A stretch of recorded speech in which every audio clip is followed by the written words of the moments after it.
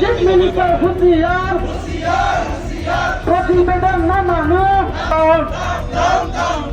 এই বিল জমাবে এই বিল না মানু আসাম সরকার হুঁশিয়ার বিজেপি ডাউন চিফ মিনিস্টার সদৌতীয় ছাত্ৰ সন্থাৰ আহ্বানত জাগিৰোডত আমি এটা জোৰ সমন্বয় কাৰ্যসূচী ৰূপায়ণ কৰিবলৈ গৈ আছোঁ।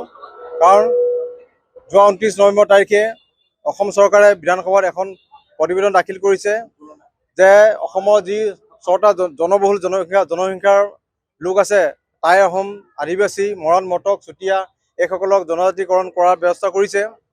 আমি শংকিত হৈছোঁ, কাৰণ আমি যি 14টা জনগোষ্ঠী আছোঁ বৰ্তমান অসমত, আমাৰ মুঠ পপুলেশ্যন হৈছে 45 বা 50 লাখ।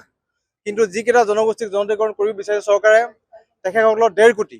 গতিকে যদিও আমি এটা অনুভৱ কৰোঁ, যদিও আমাৰ ৰাজ্যিকভাৱে একো প্ৰভাৱ নপৰে, কিন্তু সৰ্বভাৰতীয় পৰ্যায়ত কিন্তু ST হিলছ, ST ভেলী বা ST প্লেইনছ বুলি কোনো কথা নাই। সৰ্বভাৰতীয় পৰ্যায়ত STয়ে। গতিকে আজি আমি যি এটা সুবিধা ভোগ কৰি আছোঁ, সেই সুবিধাৰ পৰা আমি বঞ্চিত হ'ম। আৰু সেইকাৰণে আমি চৰকাৰৰ বিৰুদ্ধে এই প্ৰতিবেদন আমি নামানো বুলি আমি এইবিলাক গণতান্ত্ৰিক কাৰ্যসূচী আমি ৰূপায়ণ কৰিবলৈ গৈ আছোঁ। হয়, চৰকাৰখনৰ কমিটমেণ্টটো কি আছিলে? তেওঁলোকৰ কমিটমেণ্ট আছিলে তিৱা, ৰাভা, মিচিঙক শিডিউল দিয়া। কেন্দ্ৰ চৰকাৰৰ বিজেপি ৰুলিং নোহোৱাৰ আগতে তেওঁলোকে অসমত বসবাস কৰা তিৱা, ৰাভা, মিচিঙক তেওঁলোকে প্ৰতিশ্ৰুতি প্ৰদান কৰিছিলে কি তিৱা, ৰাভা, মিচিঙক অতি সোনকালে 6ষ্ঠ অনুসূচীত স্বায়ত্ত শাসন প্ৰদান কৰা হ'ব।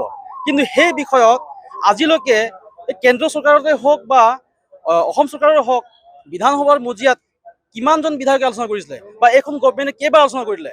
দিব লাগে, আলোচনা হ'ব লাগিছিলে আমাৰ তিৱা, ৰাভা, মিচিঙৰ শিডিউল সন্দৰ্ভত, কিন্তু আলোচনা হৈছে 6 জনগোষ্ঠী জনজাতিকৰণৰ বিষয়ে। আমাৰ জেনেৰেলি কোৱাৰ দৰে আমি আছোঁ এক্সিষ্টিং যিটো 14 ট্ৰাইব, এই 14 ট্ৰাইবৰ আমাৰ পপুলেশ্যন হৈছে 45 to 50 লাখ। কিন্তু আমাৰ ওপৰতে এতিয়া 1.5 কোটি বা 2 লাখ যদি 2 কোটি যদি আমাৰ জাপি দিয়ে, তেনেহ'লে আমাৰ অৱস্থা কি হ'ব? আমাৰ সুবিধাখিনি কি হ'ব? গতিকে আমাৰ ভূমিৰ কথা আহি পৰিছে, ভূমি সুৰক্ষাৰ কথা আহি পৰিছে, আমি অসুৰক্ষিত হ'ম, আমি সংকিত হৈছোঁ।